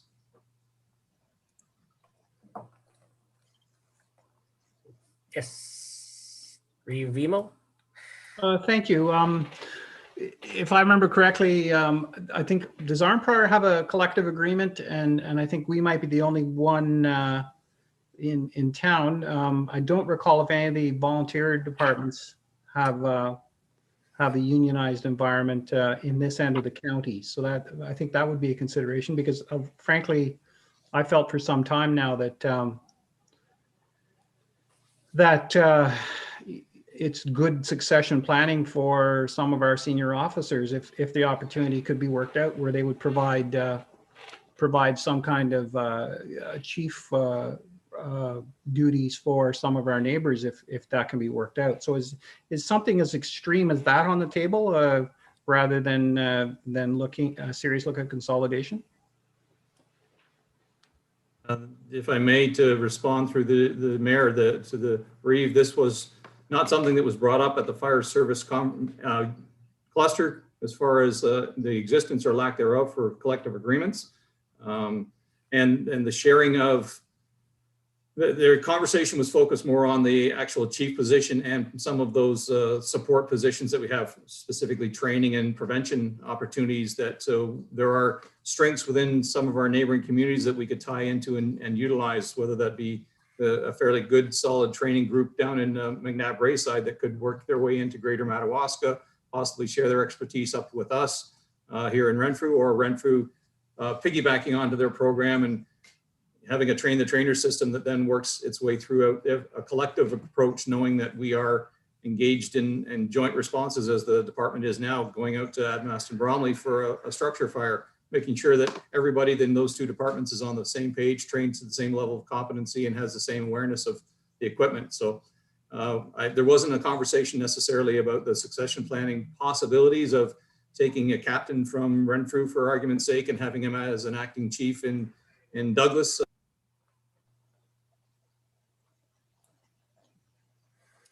Seem to have lost combined workload with a neighboring community would be what they would be looking for with a current chief, as opposed to having some form of an interim chief that was just in an acting capacity.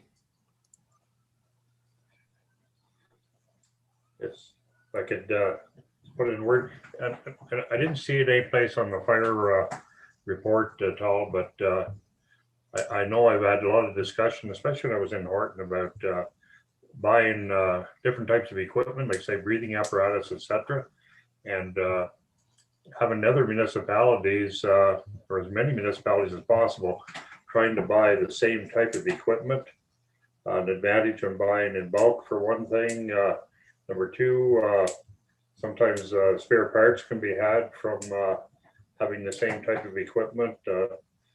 cross-training, when you're cross-training, you have the same type of equipment. But somewhere, maybe that should be included somewhere in the notes.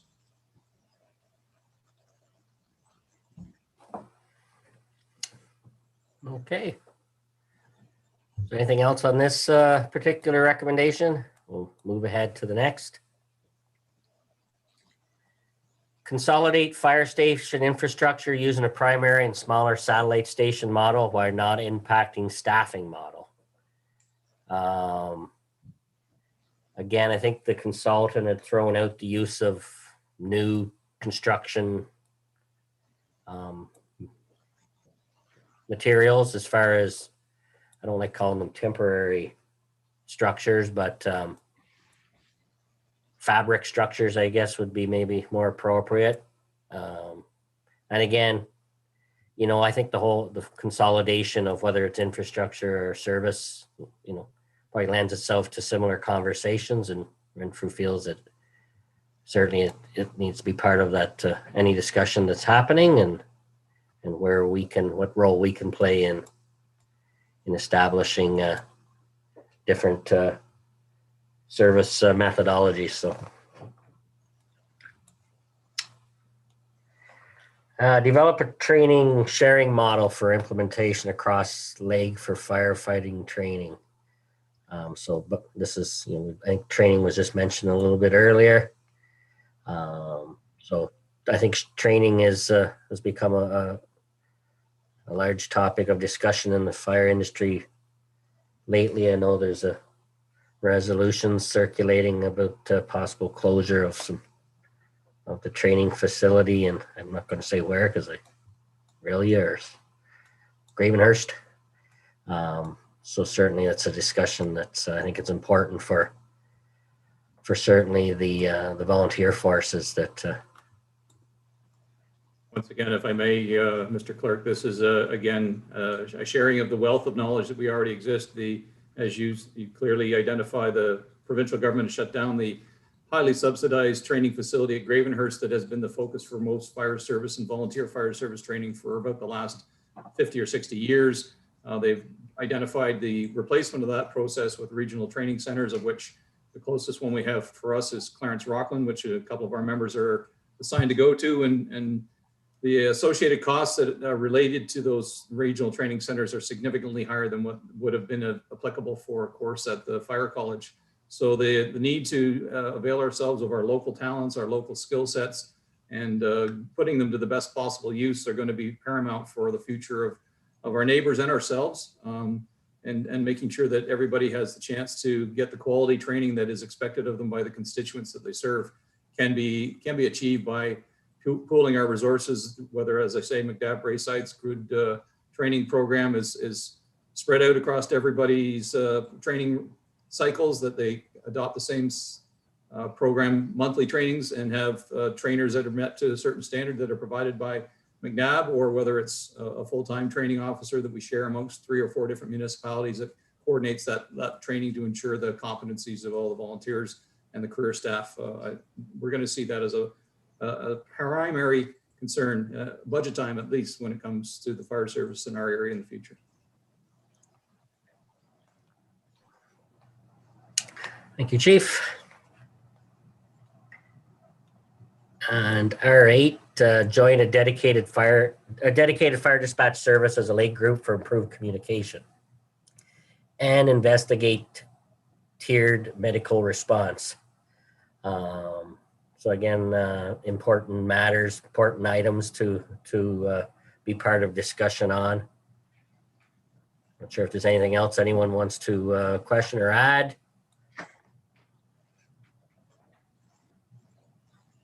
All right. And R9, develop a multi-year, multi-municipality service agreement with current service provider for bylaw and animal control. So this model essentially exists. No significant savings are yet to be realized in this area. So I think I think, you know, I think what the processes we have in place with our service provider, who does work almost exclusively throughout the LEG, think the arrangements are working well. Again, the model more or less exists. We don't have a universal agreement, but I think the costs that we're achieving are good, but we'll continue to explore areas within this the animal control and bylaw enforcement area of responsibility, and certainly be open to further discussions moving forward. And that's the end of the recommendations. Again, we do have a meeting planned on Friday, an introductory meeting with the LEG group. Certainly, if there's anything now or after the meeting or anywhere down the road that any member of council wishes to provide input or comment or questions with respect to the LEG's initiative on shared delivery service review and evaluation, certainly let one of the senior management team members know. So I apologize. I know it's a little bit more difficult to do these types of things on a virtual methods, but I think it went okay, and I appreciate your patience. It's excellent. I'm going to stop the screen share now, and again, we can provide a hard copy to anybody who wants that. It's again just the recommendations pulled out of the final report, which council has already been provided with. Okay. We've had a mover and a seconder for the motion. All in favor of the motion? Carried. Okay, now we're down to new and unfinished business. I apologize, Your Worship. Sorry. I apologize. I had two more questions. Just general questions on that. I think I read that there's going to be an annual report card. Is that something we can expect? And then secondly, is there a diagram or a plan that'll come back letting us know what the Friday and subsequent Fridays discussions will bring, so that we have a sense that there is progress? Because this was about a $250,000 study. So I think we genuinely have to show there's a report card, but also genuinely that we're considering some of the recommendations. So is there some kind of a reporting back function? If I can, there's nothing been formalized either through ourselves, Renfrew specific, or the group, as far as report card or how we may report. But I think it's important that certainly we do. I think going into Friday's meeting, we've had no real contact with the group since our finalization of the consulting work back in the fall. So I think Friday is going to be interesting to see where the mindsets of other municipalities are.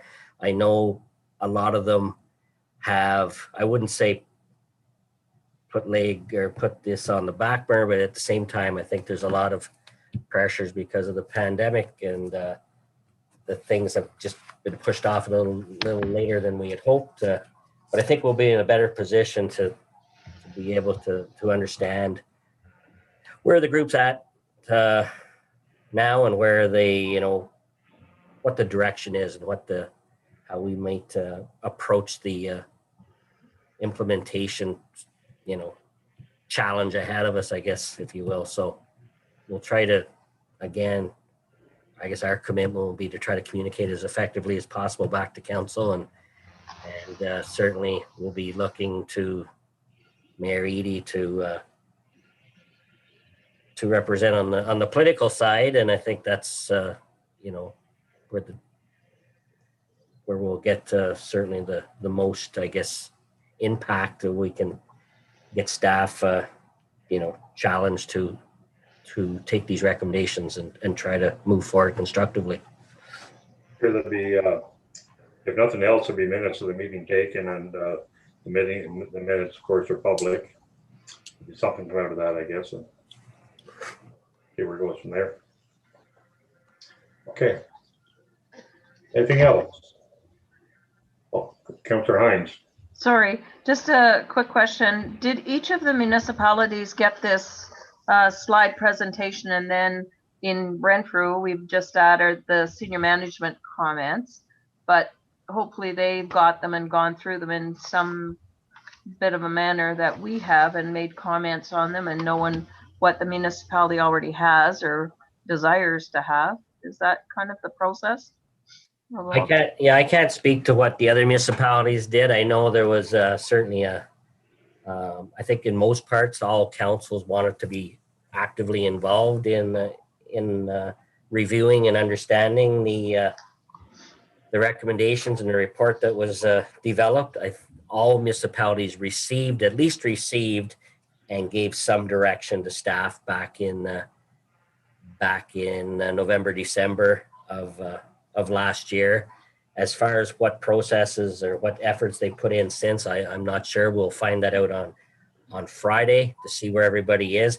I expect there's going to be political representation from each, and that will be in the form of their respective mayors and then the respective CAOs or at least a couple of representatives from our senior management team. So again, I think we need to wait till Friday to kind of see where we're at, because it's been, again, several months since the group has spoke together on this matter. And but basically they all got this, each municipality got this slide deck or this basic presentation of the clusters and what's that was done internally by one of the CAOs and provided to everybody for ease of use. And so yes, every municipality certainly has the final report. So if they reviewed it, they're all talking from the same page, kind of thing. Everybody's talking from the recommendations presented this evening. Yes. Okay. Thank you. Okay. Anything else? Okay, we're down to new and unfinished business. Does anybody have anything? I have one item, and maybe I'll turn it over to Clerk Bomer for it's about a meeting next week. If you want. Yeah, so, and this is just, I think the Development Works Committee had met earlier today were updated. We'll get notices out hopefully tomorrow, but there is going to be a committee of the whole schedule for next Wednesday, which is the 17th at 6 p.m. We'll have our consultant, Watson and Associates, in attendance, and they will be presenting and reporting on their water and sewer rate study and positioning the town to move forward on the February 23rd council meeting with its endorsement of its financial plan and the accompanying bylaw and rates to move forward with. So if there's anything beyond that, I'm going to have to ask Director Asselin to speak to it, but that's next Wednesday at 6 o'clock. It's more or less a workshop, but it's interactive to allow council certainly opportunity to ask questions. But Watson will be in attendance to present, and again, it's part of our multifaceted consulting efforts with Dylan and Watson to move various major programs ahead, like the asset management planning, development charges, etc. So, yeah, the only thing else I would add is the municipality is required to renew its drinking water license, and to do that requires endorsement by council of a new financial plan for the water system. So the water and sewer rate study will provide the background to enable the rates to be set in place, to put that financial plan in place, and then to move on with submission of our drinking water license, which is we have to the end of March to submit that. So we're getting down to the crunch time. Watson has done a lot of good work as far as consolidating from the asset management folks, Dylan, the Ontario Clean Water Agency for capital at the treatment plants. Kerry O'Reilly has been involved very much in the analysis of our current consumption and our water revenues. So all this is coming together to create that water and sewer that sewer rate plan, which will be it's a good opportunity to ask any of the hard questions. With water rates, it's always something very high profile in the community. And a lot of the time we're defending the water and sewer rates to the customers. So Watson will be prepared as well as staff to answer any questions surrounding the rates and where they're headed in the next 10 years. Any questions on that? Okay, any other new business? Okay, hearing none. Okay. The bylaw 10-2021 being a bylaw to confirm the proceedings, the council, corporation of Town of Renfrew meeting held February the 9th, 2021. You've heard it read the first time and deemed to have been read a second time. Over, please. Councillor Evans, second by Councillor Sydney. All in favor? Carried. The bylaw 10-2021 being a bylaw to confirm the proceedings, council, corporation, Town of Renfrew, the meeting held February 9th, 2021, be read a third time and be passed. Over, please. Councillor Evans, second by Councillor Hines. All in favor? Good. We do now adjourn. It is 8:59. Not quite 9 o'clock. Hockey game's still on. Pretty good. Good night. Night, everyone. Thank you. Thanks, Kim. Great presentation. Now. Good job. Where am I?